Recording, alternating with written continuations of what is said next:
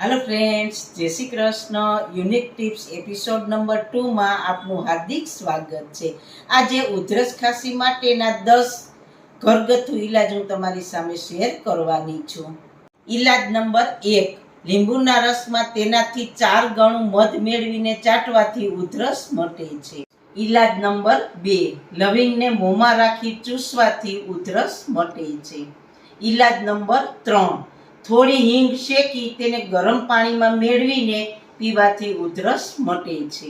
ઈલાજ નંબર 4, દ્રાક્ષ અને સાકર મોંમાં રાખી ચૂસવાથી ઉધરસ મટે છે। નંબર 5, તુલસીનો રસ સાકર સાથે પીવાથી ઉધરસ અને છાતીનો દુખાવો મટે છે। ઈલાજ નંબર 6, અળસીના પાનના રસ સાથે મધ લેવાથી ઉધરસ મટે છે। ઈલાજ નંબર 7, ગરમ કરેલા દૂધમાં હળદર અને ઘી મેળવીને પીવાથી ઉધરસ અને કફ મટે છે।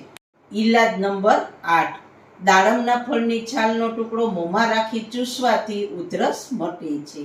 ઈલાજ નંબર 9, મીઠું અને હળદરવાળો શેકેલો અજમો જમ્યા પછી મુખવાસ તરીકે ખાવાથી ઉધરસ અને શરદી મટે છે।